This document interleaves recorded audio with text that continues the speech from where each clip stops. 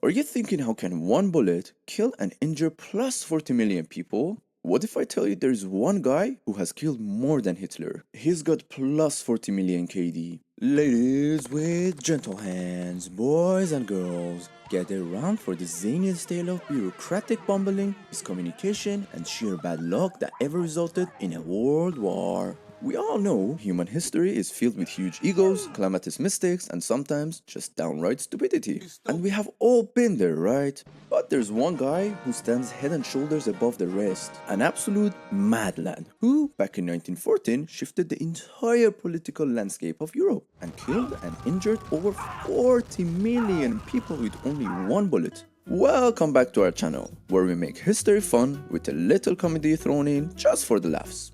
Today, we will be covering the inception and the beginning of World War I. So, who was this guy?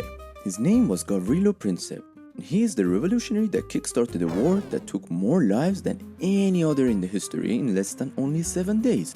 That's more efficient than a microwave cooking a hot pocket. Haha, comedy. Take a look at him. What do you see? A nerd? An awkward teenager?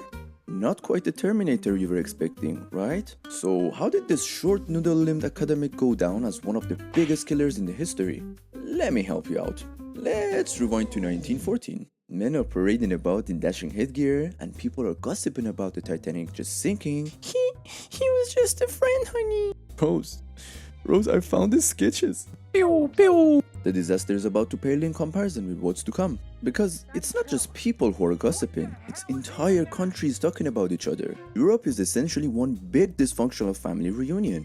You know how families are. You know Einstein, he's my homie, bro. We are like this close. Like this.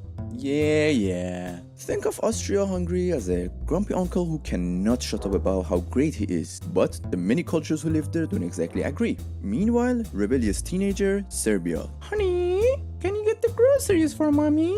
Does not want to be told what to do and has just struck out on his own, thanks in part to his narcic grandfather, Russia, who does not give a fuck.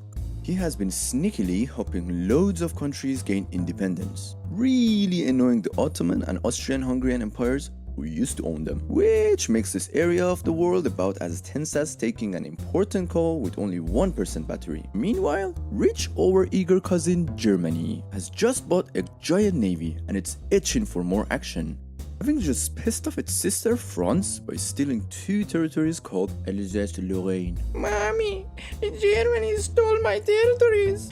Which has alarmed France's spoiled brother Britain.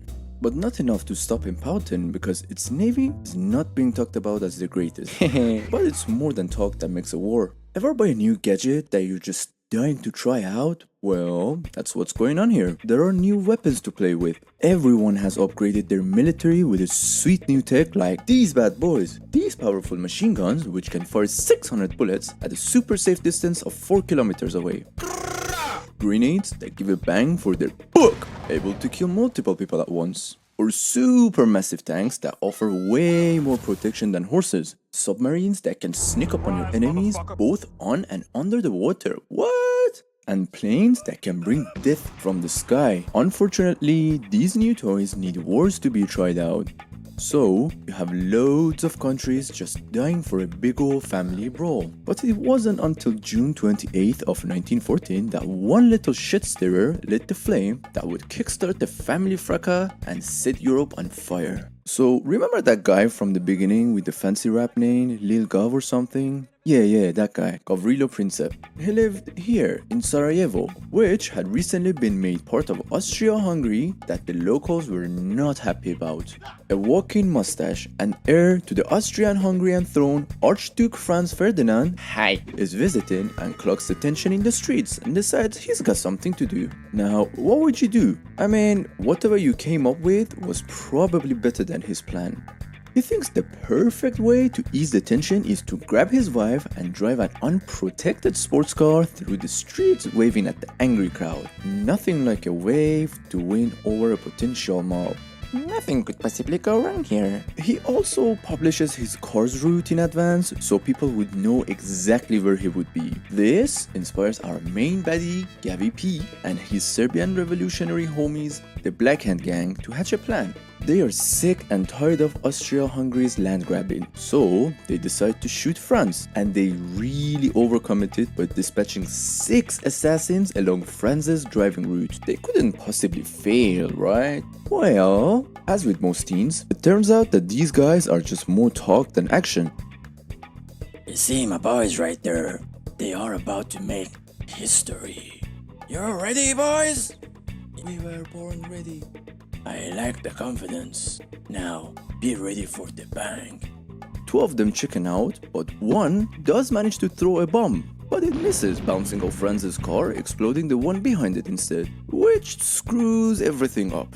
Of course, the Archduke panics and is driven off to safety, leaving Gavrilo and 2 other assassins blinking in disbelief, in what can only be described as a literal worst assassination attempt in the history. So everyone went home, shrugged, called it a day, and got on with their lives, right? Nope. As the commotion dies down, the Archduke wants to visit the injured car passenger from earlier in the hospital. Driver, take the left here. But hear this. His driver takes one wrong turn and stalls the car in traffic. There is an open pothole, sir, and the car is stuck. Oh. Hey, young man. Archduke Franz here. I know. You're a big fan. Push the vehicle now and I will be pleased. He gets stuck next to Gavrilo, who was returning from home, who couldn't believe his luck. This guy could not believe his eyes. He used 19 years worth of luck in just a few seconds.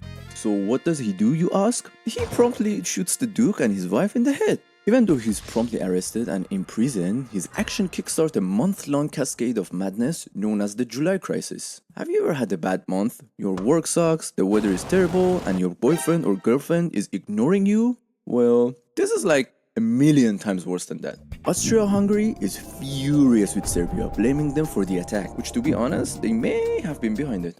Whilst Serbia, who secretly won Sarajevo and who have been trying to unite the southern Balkans against Austria-Hungary for years, claims innocence. But Austria-Hungary is not buying it, so it quickly checks out with its ally Germany that it would be okay to go to the war with Serbia and crush its rebellious spirit to bring it back to the empire. And when Moneybags Germany gives them the thumbs up in what's known as the blank check, on 23rd of July, Austria-Hungary delivers a harsh ultimatum to Serbia. Their demands are essentially impossible, and the kicker is that Serbia only has 48 hours to reply, or they will eventually go to war. Britain tries to mediate, but that's about as useful as a chocolate teapot. So Serbia and Austria-Hungary go to war.